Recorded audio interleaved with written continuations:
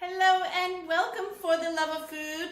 It's March and you know what that means? St. Patty's Day. We're excited for all the festivities that are going to happen around this wonderful Irish Catholic holiday. So what we're going to do today is we're going to be making a shepherd's pie. We're going to do something a little bit different. We're going to be putting in some egg yolk into our mashed potatoes along with some buttermilk and heavy cream, which will make them nice and rich. And then we're going to be adding in some cheese into those mashed potatoes. So this shepherd's pie is going to be incredible. We're going to make one for us, and we're going to make one to give to the neighbor because you know that's what we always do.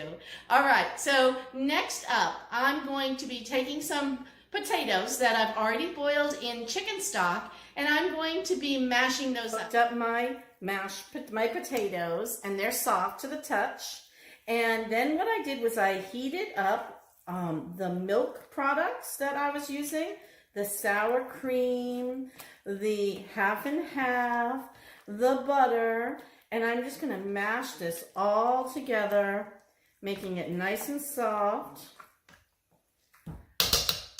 It's a little more liquid in here than I normally like to have, but I think it's going to be fine because we're going to be baking these up. And remember, that dries them out just a little bit. Now remember, I have my eggs that I'm going to add in here as well. So let's go ahead and just finish mashing these down a little bit. And then we can go ahead and we can add in our egg. Just the egg yolk. Now what that's going to do is that's going to add a richness to my mashed potatoes that you wouldn't normally find in a traditional mash.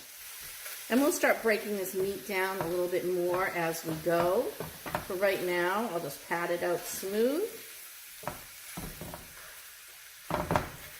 If your vegetables were already cooked, you could always take them out and then put the meat in. Pat that down and look at the fat that's coming from the meat. We don't want that in our pie. So when we go to scoop this out, we're going to make sure that we're not putting all of that fat into the pie.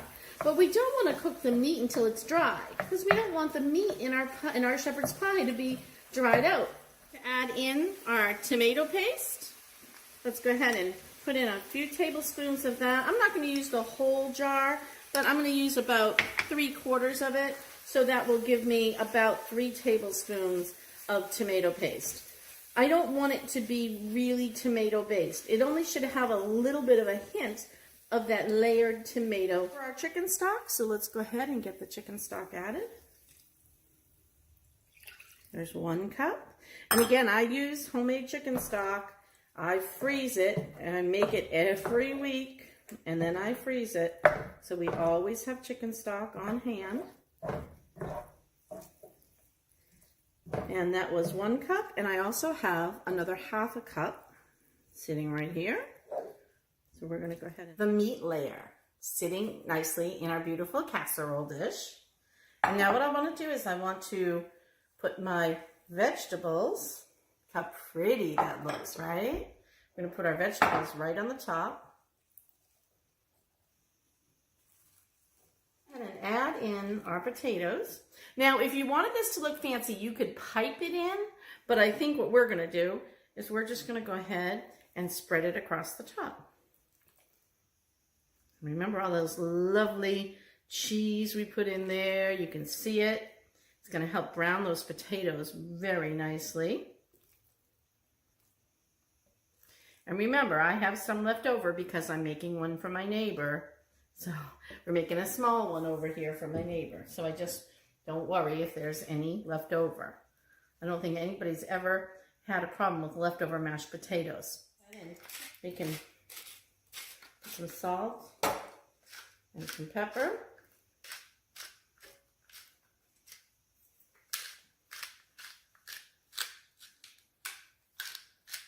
There.